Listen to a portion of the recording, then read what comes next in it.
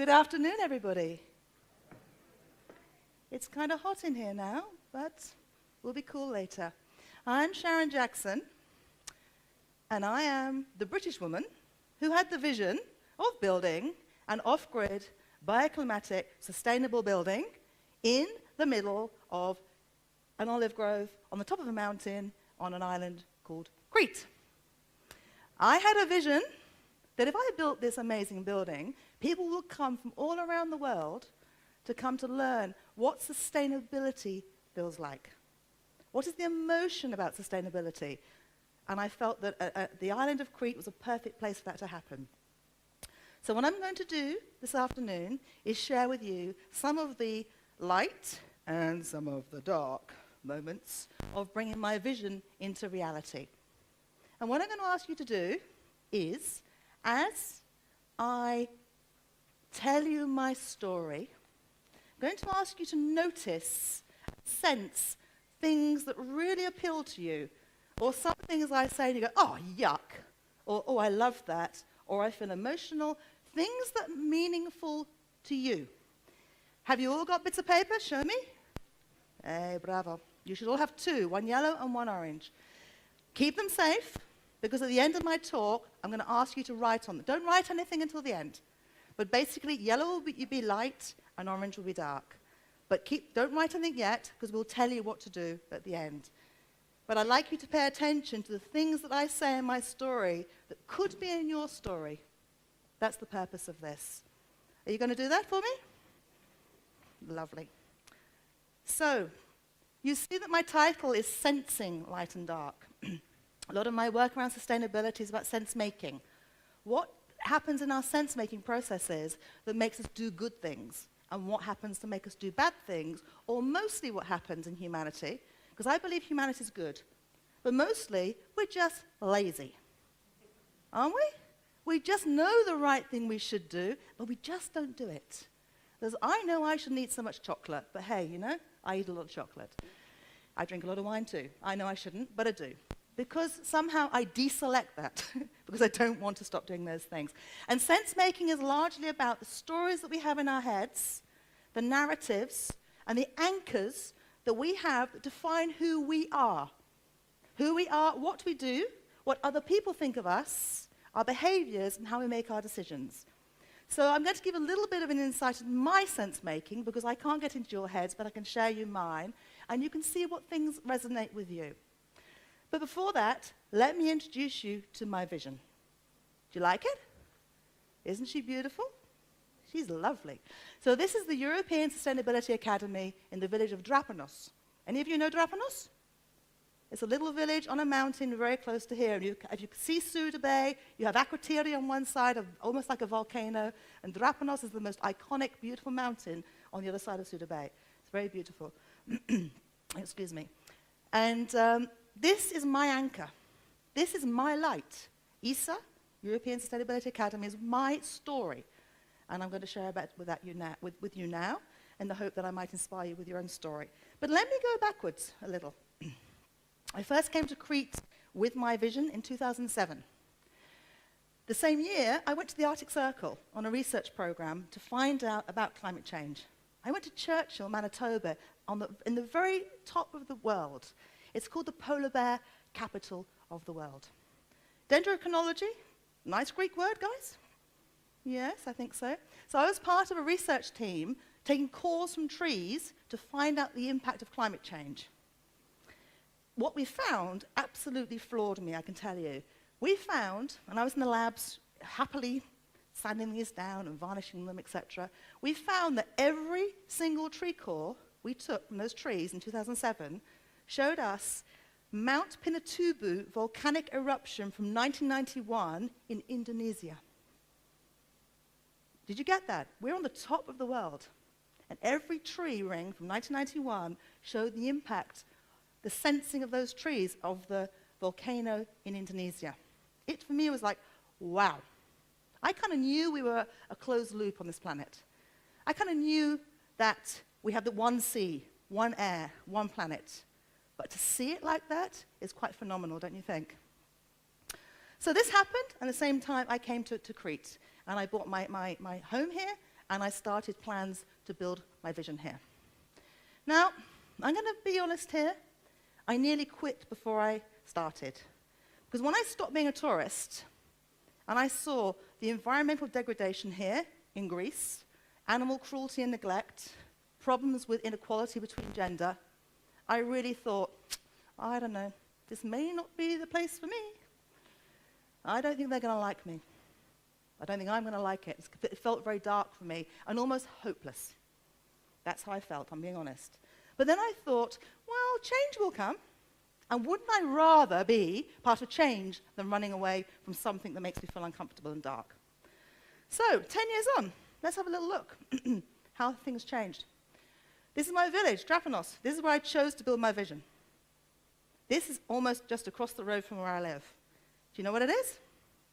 It's a burning garbage dump. Can you hear my throat? Can you hear my eyes are sore and I'm slightly coughing because of this? It's been burning for 3 weeks, guys. 3 weeks, and it's opposite my house. Now, this is a dark thing for me, I can tell you. It's very dark, and at the moment, no one knows how to put it out. I want to turn this into something light and bright. So I'm trying to work with all the stakeholders to educate and understand that this is toxic fumes. There is no way. Remember dendrochronology. Remember the volcano in Indonesia on the top of the planet. This is a problem for the whole of Apocoranus, the whole of Crete, in fact. Those fumes aren't just in Drapanos, are they? So I'm trying to make it light and trying to look for ways forward in a positive, elegant way. We're not there yet, but this is what I'm working on right now. Because if we abuse our environment, it abuses us back 10 times harder. A degraded environment is not a place for humans to have a nice, light life. And that's not just rhetoric. ESA, my building, is a living example of biophilia. Greek word, I do believe. So biophilia, if you don't know, is the theory that all humanity needs to be connected with nature. We're part of the system. We're not bolting on. We're not just come here visitors and go off to the moon at the weekends.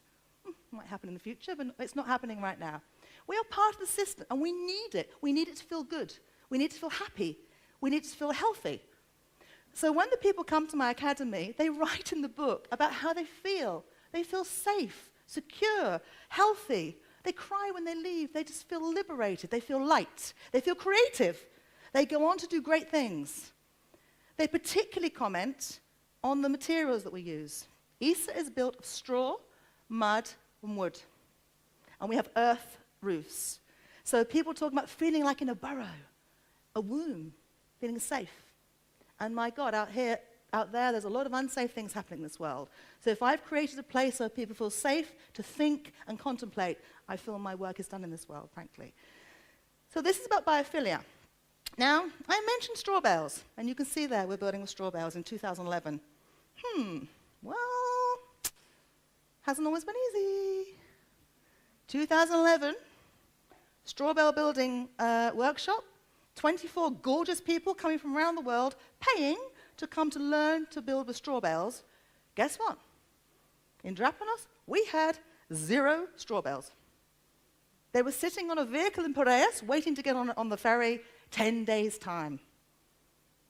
We had no straw bales.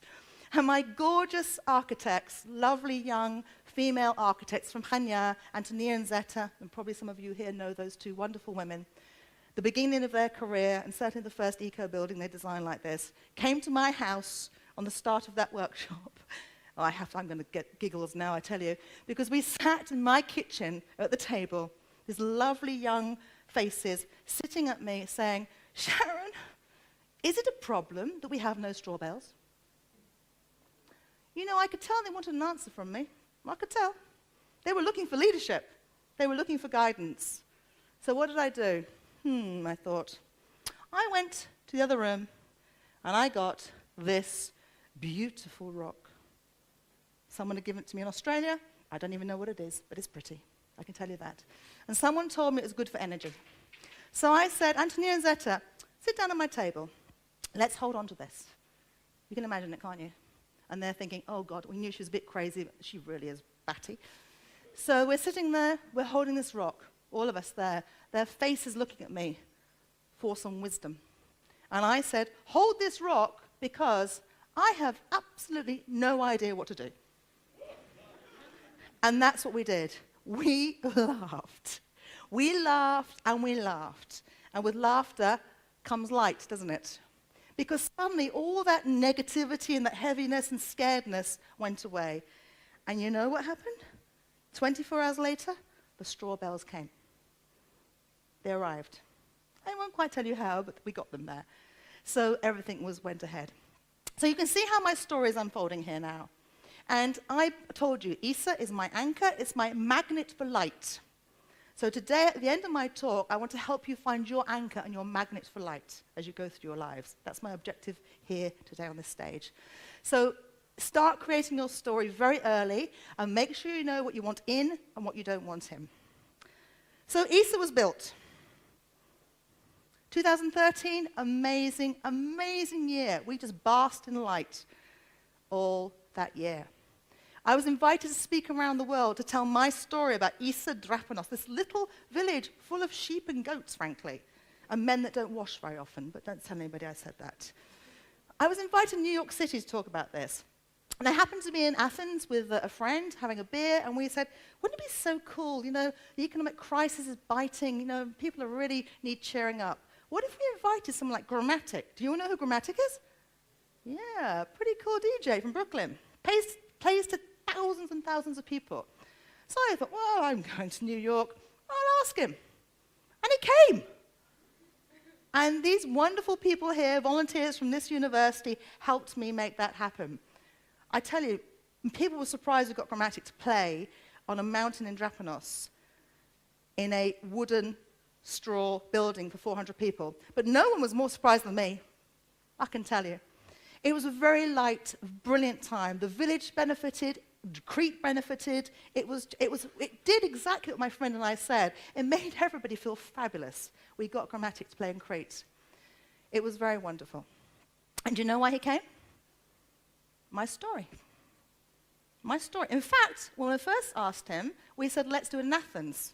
And the agent said, no, we want to do it at your place.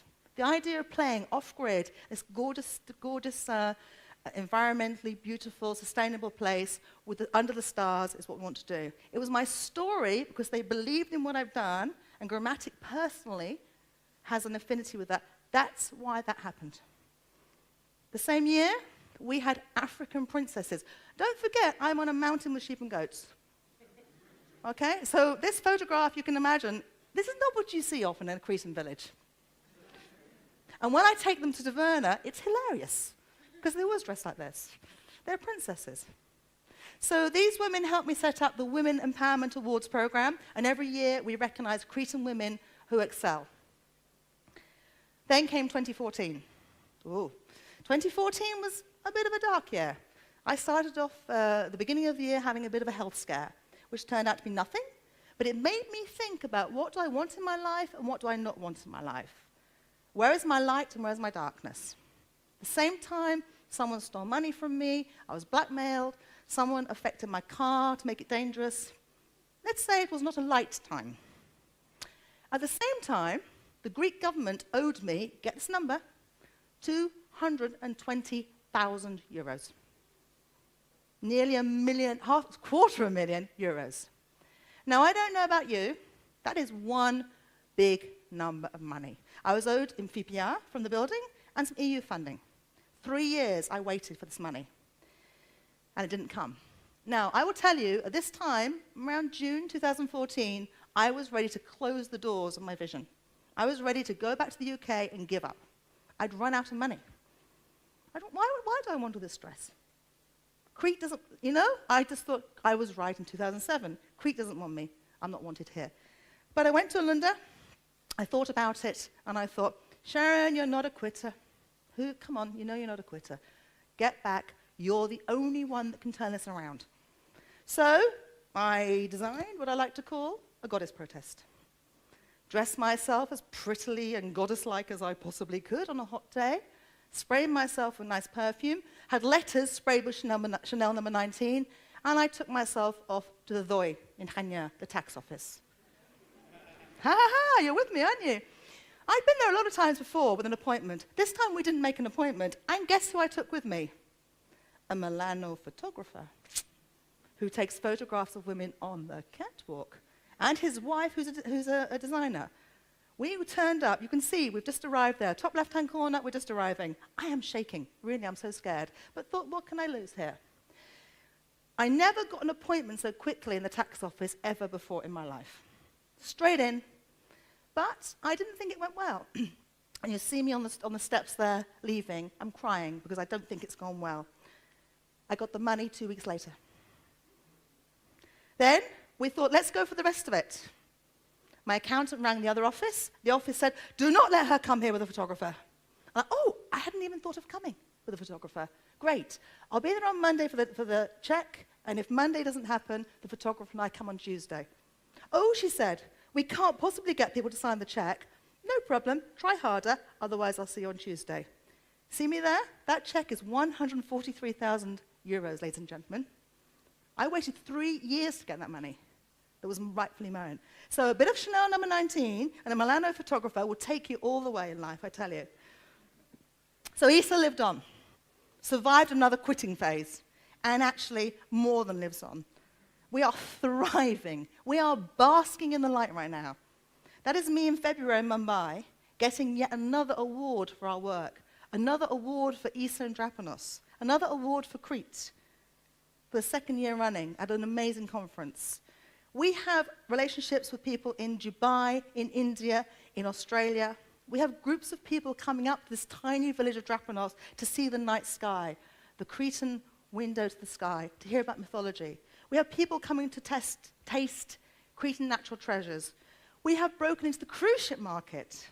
Groups are being brought up from Hanya up to a mountain with goats and sheep to come to see this anchor of light.